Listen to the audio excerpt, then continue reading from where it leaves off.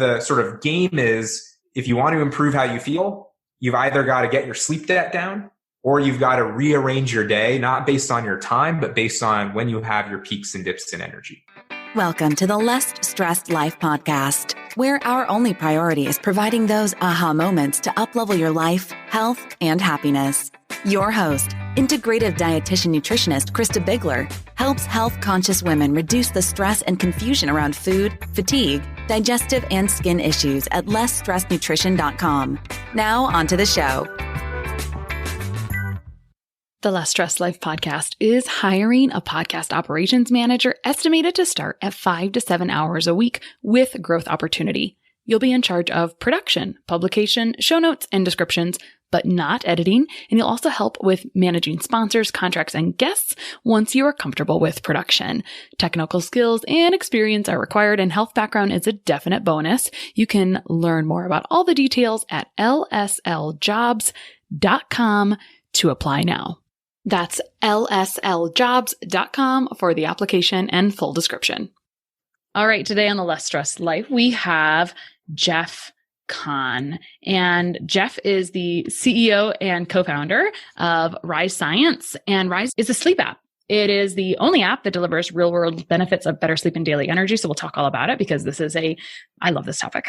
Jeff and his Rise Science co-founder were the first to publish research on tech-enabled sleep behavior modification over a decade ago. And they've recently completed the largest known study on sleep and real-world job performance across the NFL and sales teams. Jeff's research and work have been featured in the New York Times, Harvard Business Review, Wall Street Journal, and on ESPN, NBC, CBS, and Fox Sports. He holds a BS in Health Systems Engineering and an MS in Engineering Design and Innovation from Northwestern. Welcome, Jeff. Really, really fun to be here. And, Krista, anytime I get a chance to talk about a topic that I've been steeped in the last 10 years of my life, I just love it. So thanks for having me on. Yeah. Well, let's get back to 10 years ago and why you got into this topic in the first place. I don't even know the right question there. It's like, because it's not like you just say, I'm really interested in sleep. Let me it's certainly not where you are right now. So where did it all start? Yeah, it actually all started back in engineering school. And, I'd be up late at night, pounding problem sets, up early in the morning, and I was just exhausted. And I think that was pretty normal. Everyone else around me was exhausted. And I just felt, maybe my sleep has something to do with how I feel.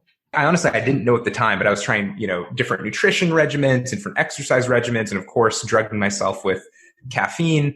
And I just thought, maybe there's some insights in sleep. And so, I started doing sleep science research. And honestly, I just wanted to find, what do I need to do with my sleep so that I have more energy during the day? Like, what do I need to do? Like, is it more REM sleep? Is it more deep sleep? Do I need to change up what I'm eating? Do I need to do mattress? Do I need to just take melatonin, lay it on me? And I just had so many questions. I just begged my school sleep science department to take me on as an apprentice. And that's really where it all started for me, where I published my first academic paper. I think I mentioned it briefly there, which is such a kind introduction. But my first academic paper was on how do you take all this data that's being generated from wearables and use it to actually inform better sleep habits, where people are going to notice meaningful changes and ultimately how they feel.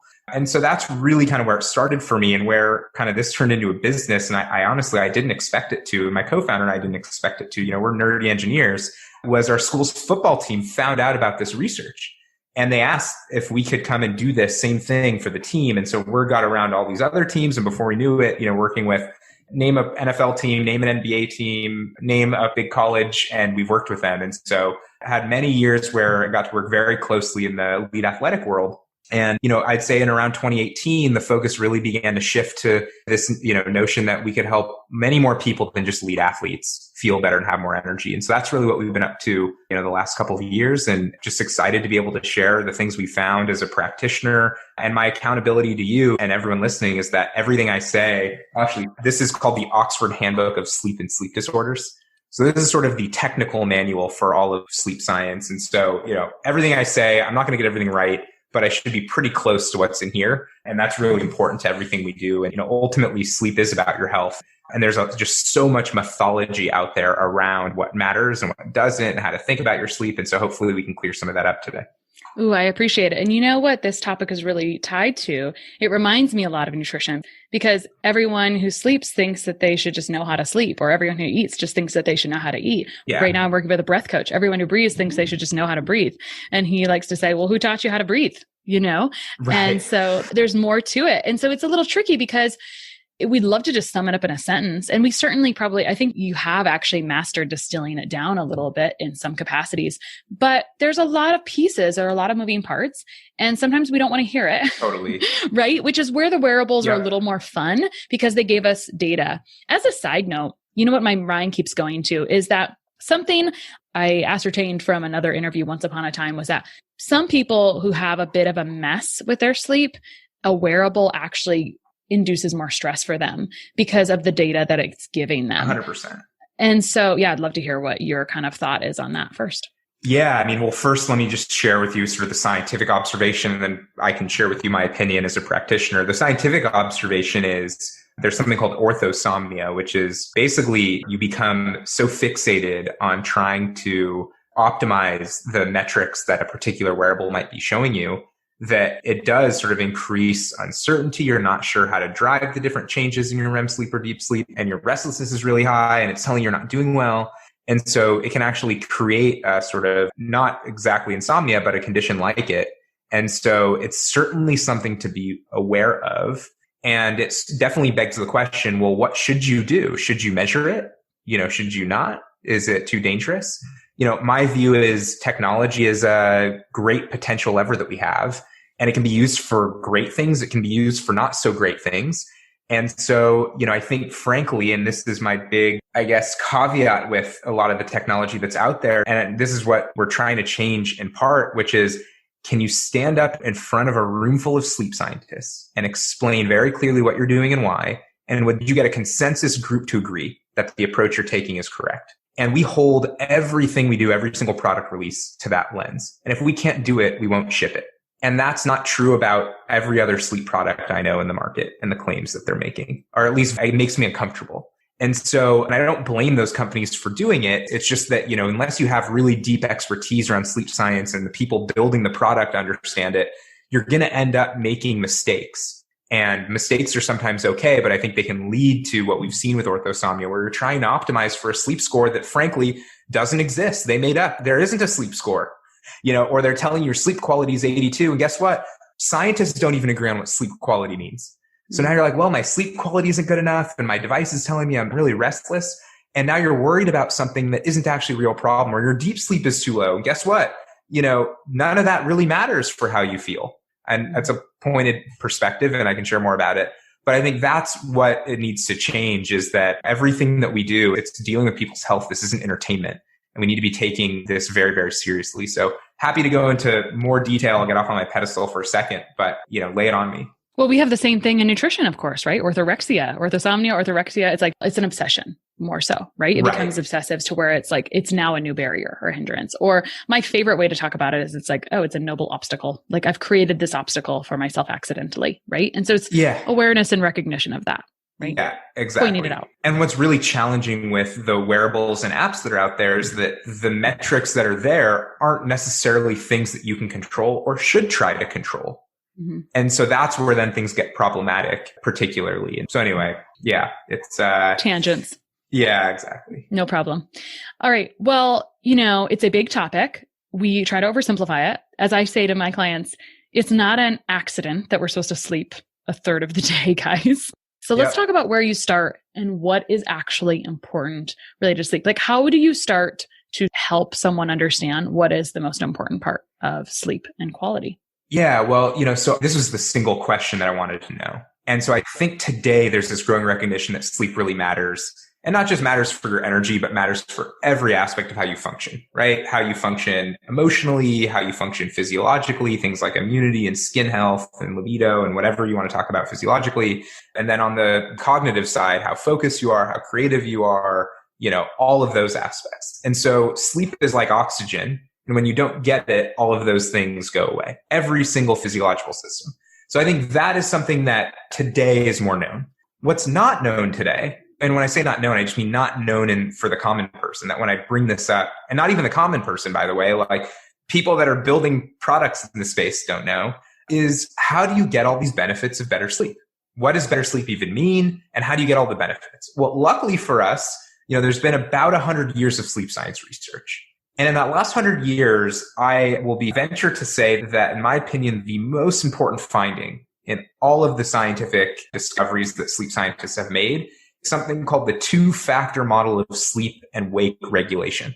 I know it sounds a lot, it's a mouthful, but it's kind of like the laws of physics for sleep. And it basically says, if you want to get the goodness of sleep, if you want to actually get the emotional benefits, the cognitive benefits, physiological benefits, all the things that you probably already talk about and people know, there's only two ways to get it. And this is actually reaffirmed. This theory came out in the early 80s. It was reaffirmed in 2016. Like, this is still the dominant mode of thinking. And so the two levers that you have in your control, one is something called sleep debt, which is a measure of how sleep deprived you are. And the way that this works, I'll just tease it out a little bit for everyone here, and we can go deeper here, is that we each have a genetic amount of sleep we need. Just like our height, our sleep need is genetic. It actually, most of the evidence does not suggest that it changes over time, at least once you hit, adulthood. And once you do, the average is slightly over 8 with a 35-minute standard deviation. So that means, most of us need between 7.5 and 9, but it's totally normal to need a little bit more than that, totally normal to be someone who needs less than that.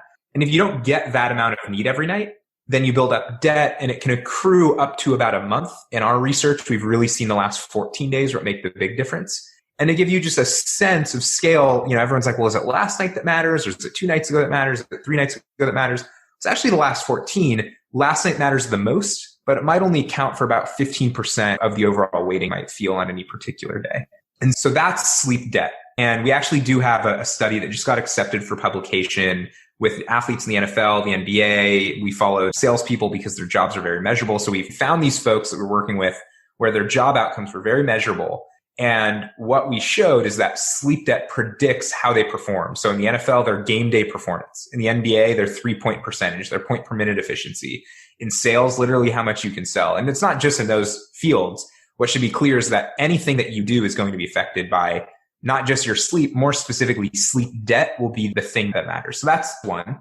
Two is something called the circadian rhythm. And I think you've brought it up at least a couple times on the show. But the way I like to talk about it is you've got a clock in your head. It's called the SCN. Many of you might have heard of this. And what's fascinating is it's controlling at a cellular level how much ATP production is happening at any given time during the day. So, we're talking about energy, not in this fuzzy sort of like, oh, how much energy I'm going to have, my biological rhythms. We're talking about like ATP production, like the fundamental unit of energy in biology. And so that's what we're talking about. And it's affecting every organ system. So as a result of this, we have sort of peaks in our energy and sort of, again, all of those systems, emotional, physiological, and cognitive, that ebb and flow throughout the day. And so that means you have times to be at peak performance, times where you're not, and times where you should be sleeping and times where you shouldn't. And so that's what you need to know kind of about circadian rhythms. And there's obviously a lot there. And just like your sleep need, your circadian rhythms are also very individual, which is something we can talk about. But the sort of game is, if you want to improve how you feel, you've either got to get your sleep debt down, or you've got to rearrange your day, not based on your time, but based on when you have your peaks and dips in energy. That's it. So, and it's not my opinion. That's like, what we've seen as a scientific field, which is pretty exciting. So the average amount of sleep most people need is between 7 to 9, right? Like most people are going to fall between 7 to 9, right? Yeah. So you'll see like the National Sleep Foundation come out with that recommendation. And what's misleading about that is people think, oh, I need somewhere between 7 to 9 every night. Like if I get 7, I'm fine. Or if I get 9, I'm fine. And that's absolutely not the case. We each have just like, I'm a little over 5'6". My sleep needs 8 hours and 15 minutes. Like those are biological traits that are genetic traits about me. And it's totally normal to be someone who needs 9. It's totally normal to need 7. And so what really matters is really getting an understanding of where you are on that spectrum so that you know what your body needs so that you can then, prioritize your life accordingly and make the right trade-offs. And how is your optimal amount of hours calculated? How do you pick 8 hours, 15 minutes versus 8 hours or whatever? So the best way, and it comes from the empirical finding that you actually cannot physiologically oversleep. So your body will wake you up once you've had enough sleep. And so what happens is the way you actually figure this out in a laboratory environment is you get as much sleep as you possibly can for about a week. And what you'll see is night one, you'll get a bunch of sleep, let's say 10, 9 hours. The next day, you might get 9, 8 hours. And over time, by the end of the week, if you're in a cool, dark, an optimal sleep environment, again, this obviously assumes you don't have any actual sleep issues or sleep disorders.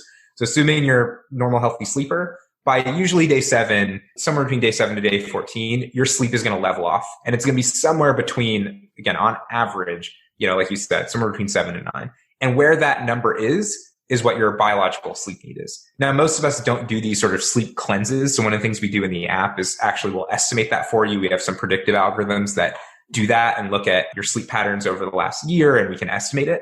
But the way to do it in a lab is, like I just explained. Yeah. I went through this earlier before our interview. So basically it's looking at phone movement, because we're assuming that everyone touches their phone before they go to bed and when they get up in the morning, and they use it for not everyone. It's about 80%, and it's a sleep science technique called tapigraphy. And sort of what is scary though is they found that actually using that technique can be more accurate than wearables, because when you're using your phone, we for sure know you're awake. Whereas with wearables, you actually don't always know if your wrist is in a particular orientation or a certain amount of movement, whether or not you're awake or asleep. So again, I think this paper was in Nature, came out in 2018, 2019 on this technique, and just very eye-opening, and so taking advantage of that behavior. And then ultimately there's other ways. About, let's say, a fifth of folks will integrate another sleep tracking app or a device with Rise. So that's great. Those of you that have Apple Watch, Apple just released native sleep tracking, which is really cool. And one of the things they did, which is awesome and they deserve a ton of credit for, is they didn't show you sleep quality. They didn't show you your REM and your deep. And not because they couldn't. It's because they made the strategic decision that was not good for consumers. And I also agree with them that when you just show those metrics without anything else, it can be very misleading and, lead to orthosomnia, lead to worrying about things that aren't actually material. So they literally just show you how much time you're sleeping every night, which is actually, a very important number. All right. 2-factor model of sleep and regulation, I believe, is what we're talking about. So we've got our sleep and wake regulation. Sleep and wake regulation. Thank you. So we've got our sleep debt calculated over essentially 1 to 2 weeks or longer, right? Really last 2 weeks to what we've seen in our research, but there is peer-reviewed papers that show it can be actually 30 days. Okay. And you can accumulate somewhere between 20 to 40 hours. Okay. So, right, you can accumulate over the month, as you said. It accrues over 14 to 30 days is what my notes say. Yep. I'm recapping because it's simple, yet I want it to sink in really well here. So we've got our appropriate amount of sleep which is, what do we call that? It's just called sleep need. That's what it's called in the scientific literature. Yeah. And I'll try and call out like scientific terms versus non-scientific terms. But yeah, if you look in, any paper, that's actually called sleep need. Okay. So if we're not hitting our sleep need hours exactly, we're accruing sleep debt. Now let's talk a touch more about circadian rhythm, because the many tabs open in my browser right now are all circadian rhythm. Actually, it is so amazing and so cool. And also, it's very light driven. You were talking about the SCN or super charismatic nucleus. I think I'm saying it right. Yep. So I want to talk about circadian rhythm a little bit more before we get into some of those practical sleep questions that people would have. So tell me, you've given us the definition, right? It's this clock. It's controlling how much energy is produced. And it also affects your peaks and dips in energy. But let's talk about what programs this at a fundamental level. Yeah. So, it's a clock, right? So just like any other clock, there's a way that clock keeps time. It needs to keep track of time. And in our iPhones, if you turn off your airplane mode and you switch time zones, you lose track of time, right? And things get off. So, and it used to be you'd wind your clock and you'd sync it and, back in the day. So the way that our biological clock, it actually keeps track of time and stays on sync. So it's called circadian rhythm. And I'll break down the language. So circa is Latin for around. Dian is day. So this is referring to the around a day biological rhythms that we observe across, again, almost every single physiological and emotional and cognitive process that we know of. And so that's where circadian is. And so this clock basically resets about every 24 hours. So the question is, what sets that? And is it movable and what's going on? So just like your sleep need, and just actually like your sleep debt, and just like about most things in life, your circadian rhythm and the timing of that clock is very unique to you. So a couple of things to be mindful of. So the way we measure this clock. Everyone listening to this has probably heard, oh, I'm a morning person, or oh, I'm a night person, or I'm a lark or an owl. Biologically, if you peel back what's happening under the scenes, the way that you measure this is you actually put someone in under dim light conditions, and then you actually have them do this saliva sample test. And then you go back to the lab and you actually look at how much salivary melatonin there is. This is called a dim light melatonin onset. That's the technical term. People call it DILMO, DLMO. And so at the moment that you start to see that the melatonin is rising under dim light conditions, that's when you can say, okay, Jeff's DILMO is at 11:30 at night. And Krista, yours might be at 2 a.m. or 3 a.m. And so that DILMO, meaning the time that your brain is releasing melatonin under dim light, is actually the marker of, are you a morning person or are you a late person? And so that's really, really key to understand, because all of us have different DILMOs. And it's going to be based on a couple factors. At least there's 3 that really matter. One is actually going to be your age. So how old are you? It turns out that basically from when you're born to about age 20, you get really, really late at age 20. It's the latest you'll ever be. And then every year after age 20, you get slightly earlier. On average, men are about an hour later than women. Again, on average, everyone's going to be different there. And what is determining that is a big genetic component from your family. So are your parents late people? Are they early people? That's going to have an influence on your own clock. How old are you? Are you man? Are you woman? That whole thing is going to then have an impact. So that's sort of things that are out of your control. What's in your control is when you get light, when you don't get light. And then most people here probably take a melatonin. If you happen to take melatonin at the wrong time, it can also screw up this rhythm and change that natural timing. So melatonin is not a sleep aid. I think maybe you even talked about this, but if you take it at different times, actually sleep scientists call it a chronobiotic. And so depending on when you take melatonin, you can actually shift whether or not you're going to release melatonin naturally earlier or later. And so we can talk more about that too. And those things, the light and melatonin, and I'd say light is the main one, is something called a Zeitgeber, which is sort of a German word for time giver, literally giving the circadian clock its time. And Will you spell that? Yeah, Zeitgeber, Zeitgeber. Okay, cool. So that's what's sort of going on with this clock. And the reason it really matters is I'll give you a couple sort of unique zones that we should all be aware of and that we all felt. Maybe we felt them intuitively and we haven't put sort of language around them. The first is, I would bet that most of you, when you wake up, don't feel very good and you're groggy. So like that is totally normal. It is totally expected.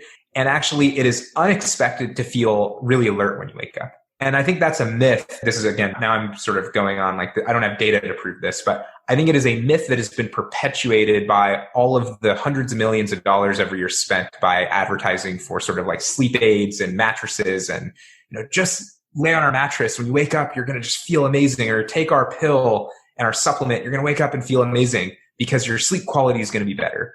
And that is mythology. That doesn't exist. So you actually should be groggy for about an hour and a half upon wake. Then as you go throughout your day, you're going to have a peak of energy in the morning. And again, if you're late or early, obviously these times are going to be totally different. So these times could vary up to 8 hours between people. So I mean, very, very different. But in general, in the morning, you're then going to have a dip in the early afternoon. And then you're going to have a second peak in the early evening. And then you'll actually have something, what we call in our app, a melatonin window. But what we've talked about on this podcast is the DLMO, the dim light melatonin onset. That is the time when under dim light, your brain is releasing melatonin and is the best time to be sleeping. So there's this biological signal that your body's trying to get you ready for sleep. And so being able to understand that and plan your evening based on that is actually quite important. And so those are sort of the main zones and things to be aware of. So for example, if you're going to have a really hard conversation with a partner or a coworker, or you've got a really important presentation or, something that really matters, don't plan it in a dip.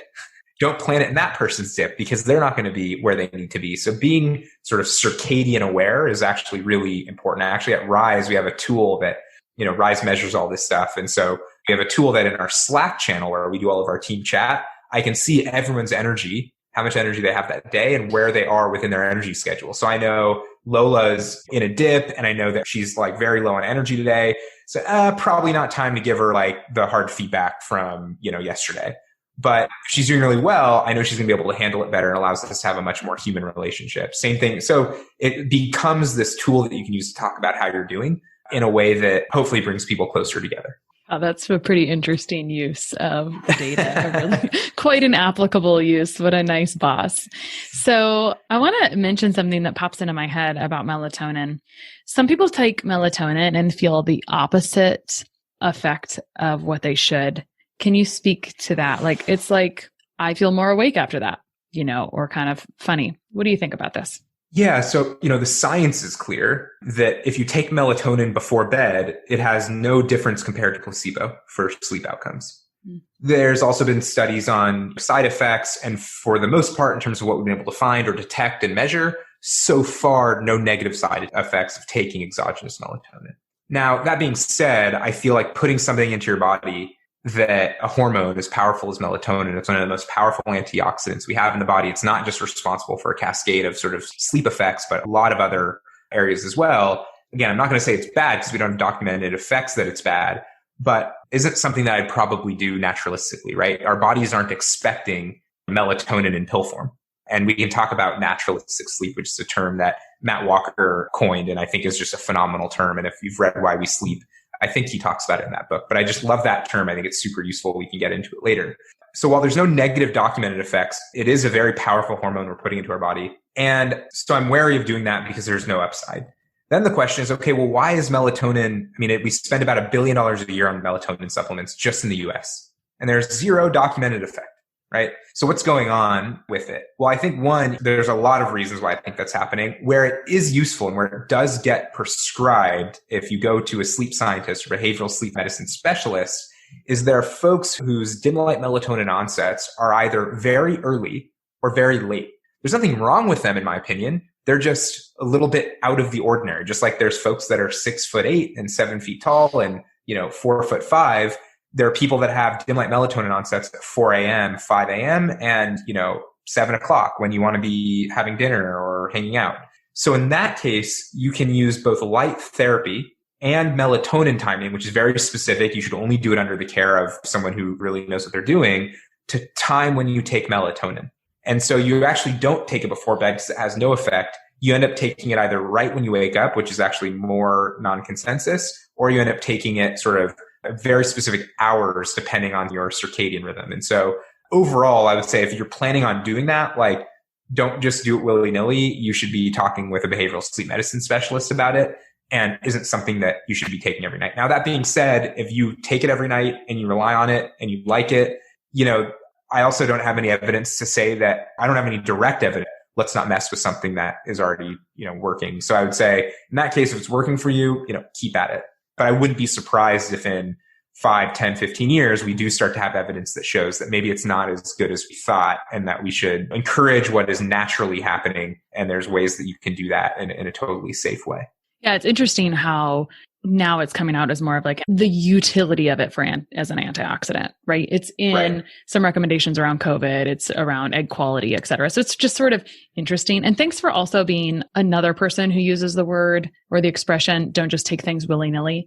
I thought I did that. So I appreciate that. Thank you so much for being on team willy-nilly with me. So yeah, I like willy-nilly. Yeah. So, what I was thinking about when I was thinking about natural release of melatonin, I wonder how you help being self-aware around this, because I try to just tune in like, oh, I'm tired. I'm not going to be effective at anything I'm doing now. I'm going to go to bed like I'm supposed to. Yeah. And I'm just going to get up. I'm just going to continue to wake up at the time I would like to wake up and not whatever. And so I like that at this stage in my life. Like that makes more sense. But a lot of people will push past fatigue or like the natural onset of like, oh, I'm tired. I think I should go to bed, because it's like, oh, this is the only time I can get things done. And so you create like a spike. And so it's hard to come off of that. And so I just need to call that out, because I think it happens all the time. Right. Yeah. So, I actually haven't seen any literature on this sort of like cortisol spike that happens, let's say, if you miss your melatonin window. Personally, I'm not saying it doesn't exist. I just haven't searched for it explicitly yet. I'd like to, because I think we hear it all the time, which is, hey, I was up way past my melatonin window and I just felt like I almost had this high that I could go and keep going, and I just wasn't tired. Now there's a significant amount of documentation on the other end, which is if you wake up earlier than you normally do, then absolutely your cortisol awakening response is fundamentally different than if you get your sleep need. And we get, decrease in testosterone, and your cortisol testosterone ratio gets all out of whack and all of that stuff. And so, I think that there's a couple things that are worthwhile talking about that are very actionable.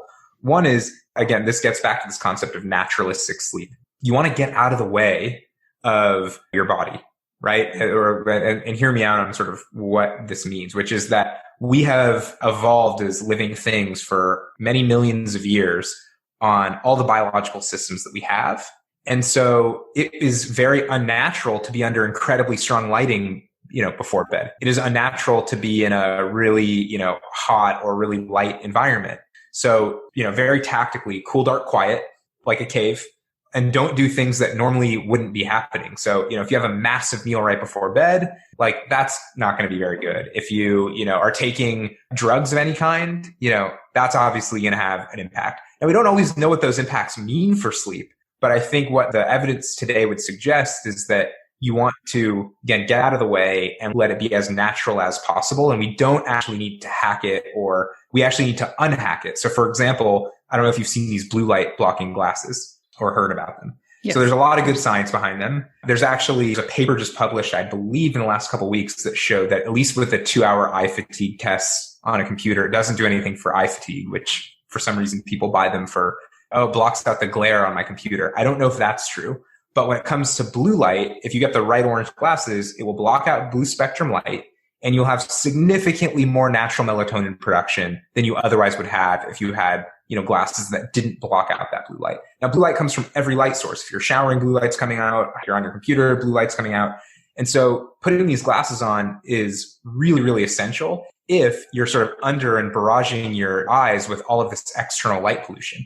And so, that's something that I've done, since I first learned about this years ago, and I've done every single night. My wife and I do it every night, and it obviously is preposterous the first time you do it. Then you end up feeling so much better.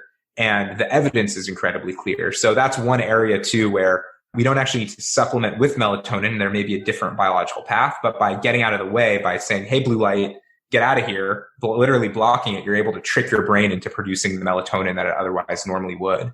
And there's a lot of really strong evidence about how important that is. Yeah. So that's also one thing too, about an hour and a half, 2 hours before going to bed. By doing that, it's just one of these other subtle behavioral triggers that you can say, okay, like now I've got orange glasses on. And then like an hour and a half later, you start really feeling sleepy. That can be your kind of signal to start getting in bed. Yeah. Let's talk about some tangible things I know that people would want to ask because I talk to them every day.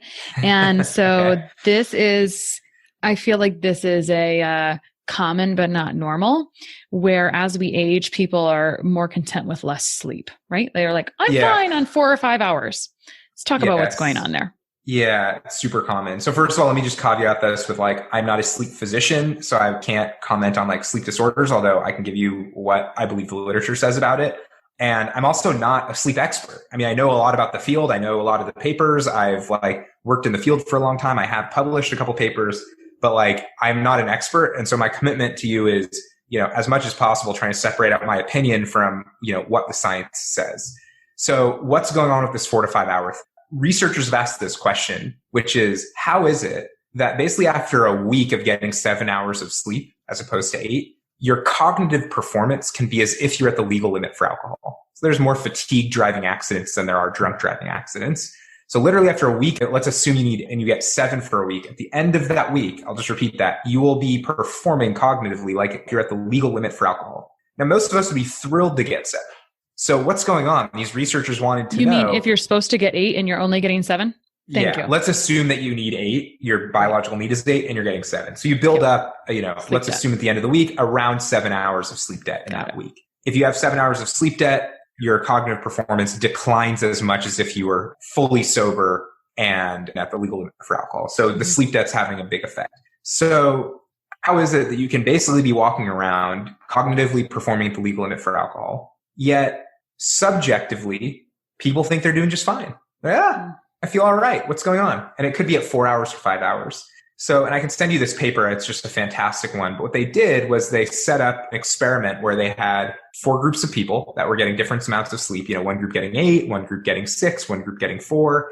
And they had them get that every night for 14 days. And every day they would measure 2 things. One is their subjective state of sleepiness through a questionnaire called the KSS, Karolinska Sleep Scale. And that's a subjective measure.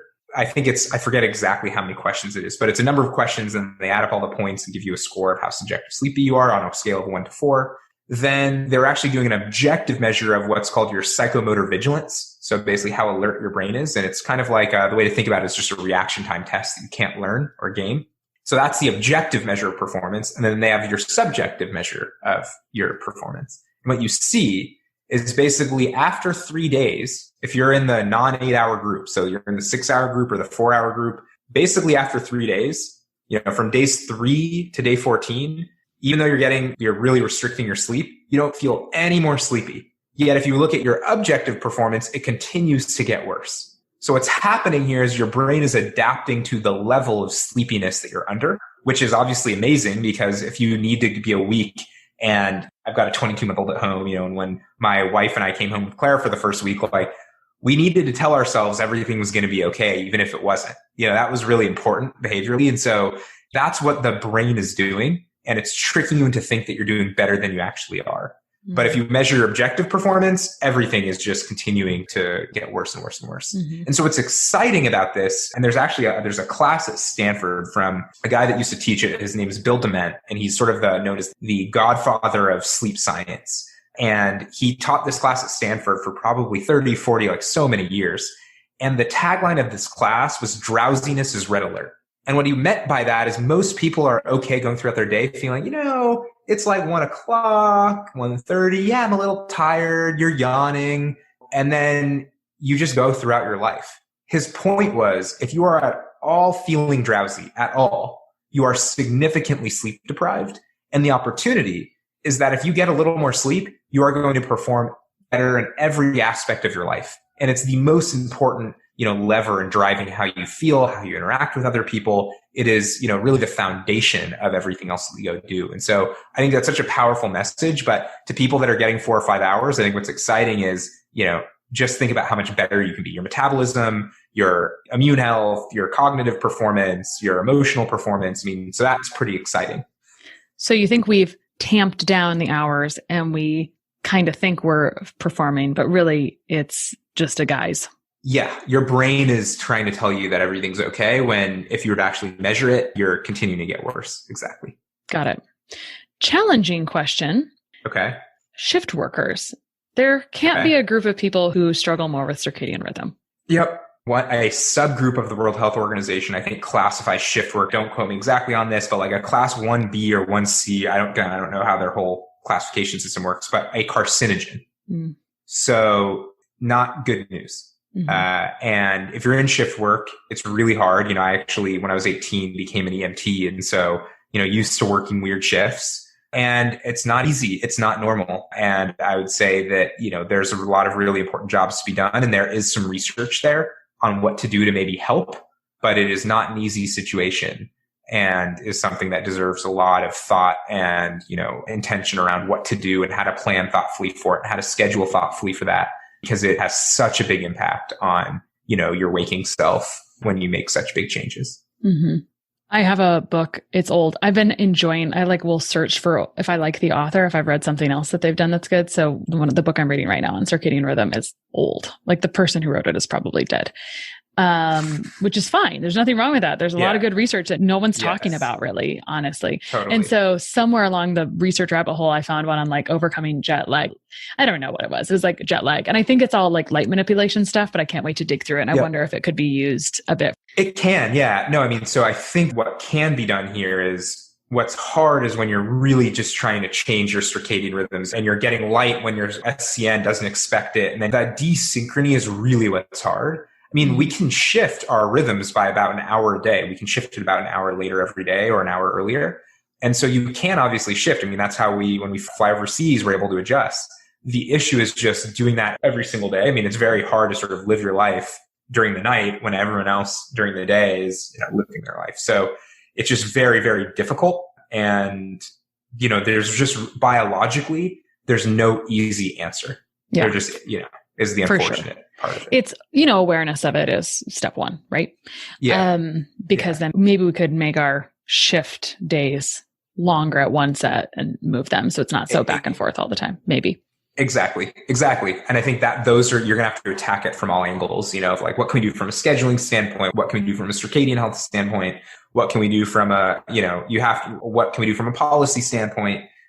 How do we attack it from as many angles as possible? Right. And that's really something we should be looking at more in healthcare from a policy standpoint, because the number one, you have notes, before you came on, how sleep is the number one cause of burnout. Sleep issues would be the number one cause of burnout. And I just think about all of those RNs, right? Running the world. My sister sent me a message the other day. Well, what was it? I can't remember what she did in the ER. Wasn't the ER nurse. Delivered a baby in the radiology room with the radiology tech as my assistant. Wasn't the OB nurse. And I'm like, oh my gosh. It was hilarious, but also horrible, because that is the reality of her everyday shift. Versus run the world.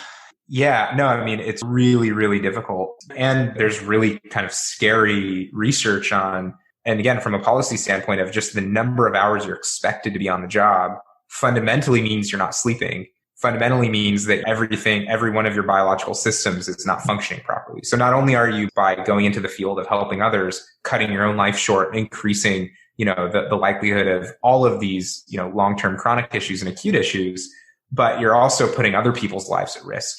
And so I don't understand, why from a Hippocratic oath standpoint, that it's not more clear. And the data is clear, but then everyone will say on the medical side, well, we need continuity of care.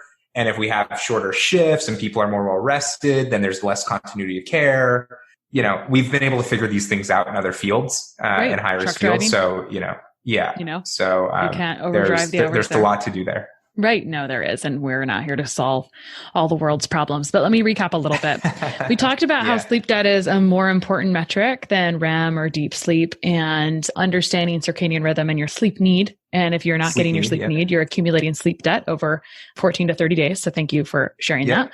We underestimate how much sleep we get. You talked about that when we talk about, how feeling good on those 4 hours, like BS, maybe that might be the situation, right? It's subjective, not objective. Stress and sleep are an issue, right? And we talked a little bit about cortisol versus sleep. Just briefly touched on burnout and some of the potential here. We talked about, you mentioned, depending on the person, there's going to be dips in energy, and at your company, you actually look at those dips, and we didn't get into the algorithms there, which are in the app a little bit. Last thing, and I think we will mention this because a lot of times I will avoid this topic because it can be a little racy, but there's some research on sleep in response to vaccinations. And I have some thoughts on like what would happen in the immune system, because I see this in practice. There's a lot of things like when I change food, sometimes it'll improve sleep, and it's inflammatory mediators. Yeah. So what are your comments around research related to this? Because I definitely have parents complain about it. Yeah. This is, I think, one of the areas, in my opinion, where I don't understand why the CDC didn't talk about this more, given the strength of the research. And so, there's a study that basically found, at least with the vaccine side. Now, here's what we don't know. I don't think there's a paper, and there may be a new one, but I haven't seen it yet, specifically about COVID. So let me just get that off the table. With COVID in particular, I don't know. All we know is that your sleep debt is directly linked to how your immune system functions in a way that no other sort of lever we have on our health or wellness has that much of an impact. So just to give you a sense here on scale. So this was done at Carnegie Mellon, I forget, a couple years ago. But basically what these researchers did is they had two groups of people. They had one group that was getting 8 hours, and they had one group getting 7. They did have groups getting less than that. The 7-hour group, as compared to the 8-hour group, for a week, were 294%, about 3x more likely to catch the common cold. So literally they had the 7-hour group, the 8-hour group, the 6-hour group come in there. They put the common cold virus in their nose. And if you're getting 8 hours of sleep, you're getting 7 hours of sleep as compared to the 8 group, you're 300% more likely to catch the cold. So huge impact, like 3 times as likely to just catch a cold when you come into contact with it. And it's not just the cold. When you look behind the scenes, it's sort of the immune response. Fundamentally, you see a massive change too. So this isn't like, a 5% change, a 1%, get sleep. It's like insane. The amount of sleep debt that you have is going to directly affect whether or not you get sick. It's also going to directly affect how well the vaccine, how your immune response. So how many antibodies are you producing? And then, that's going to affect what's happening. So we haven't seen a study yet on sleep and the COVID vaccine. But if we did, it would be, based on what we know, it would be incredibly shocking for there to be no effect. So, I would imagine that one of the things that we can all do as a apart from, social distancing, mask wearing, all the things the CDC wants, getting the vaccine is getting our sleep debt down.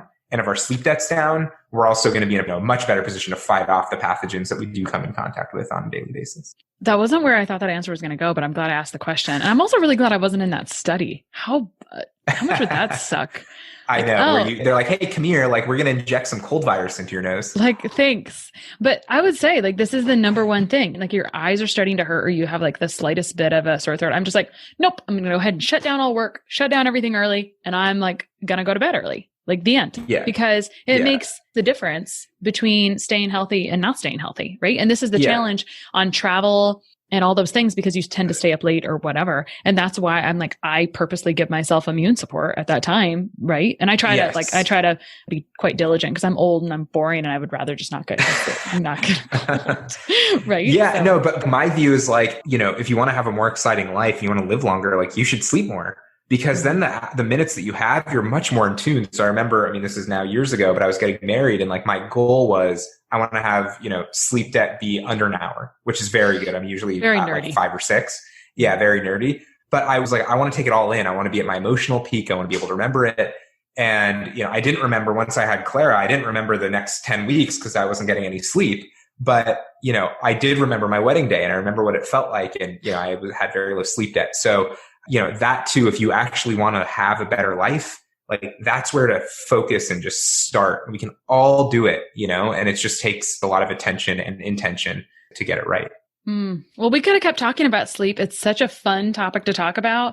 People are obviously very interested in sleep with the amount of melatonin that is sold every year. Right? It's a huge thing. Exactly. It's a huge thing. I did. And I will give this plug here because Jeff, you're the co-founder of the Rise Science app, and I downloaded it and kind of went through it again today. It's very intuitive. It's like fun to flip through. So just for fun, it's good to download it and look at it. And now that you've given us that it's scientific to use how we touch our phone as a measure of how we're sleeping, I feel more confident about going down the rabbit hole of looking at sleep debt and then comparing, I do have a wearable and it's like interesting, yet I could also agree with you on feelings about like the utility, big picture. It's just fun to kind of see like how good is sleep in general? How do I feel? Like this has been a great conversation. So thanks for coming on today. And what do you what do you want to say, if anything, about where we can find Rise Science or if it's got a website platform aside from the app? Yeah. So, you can go to risescience.com and we have, everything that we talked about. We have an incredible team that put together a sleep guide that basically has sort of documented these principles online for free. And, you can read all the peer reviewed science if you want. And we try and make it really easy and understandable, but also, deep enough for you to understand what's actually happening mechanically. So, that's for free online. And then if you want to give the app a try, you can just go to the App Store and type in Rise. You can type in sleep app, you can type in energy, will pop up and, you can give it a try. And it is a 7-day free trial. A lot of people get pissed that it's not free, but we're running a business and we've got to support the people that are putting their heart and soul into it. And, we've got to get paid somehow to make it work. So we would appreciate the support there. And I guess the last thing I would say is, if you do have a wearable, it's even better. So I don't know if you're wearing an Oura ring, but we love Oura. That's what it looks like. And just all the wearables are doing a great job. And, as upset I am is with some of the metric visualizations and explanations and choices there, overall, I think it's a huge, huge benefit to the world. And Rise also pairs with that stuff too. So you can port the data in, feel really confident about it. And hopefully we can help you have a little bit more energy. And I'd say if there's any 2 things to share about with anyone else, and hopefully the takeaways, sleep debt really matters. Your circadian rhythm really matters. And, whether or not you do anything else with your sleep, hopefully you remember those 2 things. Well, thanks for coming on today. I definitely really enjoyed it. And I think regarding the wearables, it increases awareness and accountability, which is how we instigate change, right? That's kind of at the basis of it, like curiosity. And it's fun because we like feedback, right, from ourselves. Yep. So anyway, thanks for coming on today, Jeff. And thank you. It's been great. Rise Science. One of the best gifts you could give us at the Less Stress Life is your feedback. We are paid in podcast reviews. If you enjoyed this or any other episode, please leave us a review. In the iTunes store or from your podcast app, just search for Less Stress Life as if you're not already subscribed. Click on the banana face image, scroll to the bottom where it shows the text of other reviews, and write a review. While you're there, hey, make sure you hit subscribe. For Android or Stitcher users, you gotta go to the desktop site and search for Less Stress Life and then scroll down to leave a review. Stitcher doesn't load Apple reviews on their site, so if you want, you can leave a review in both places. Your feedback means a lot to the success of the show. Thanks so much for taking the time to do that. You rock.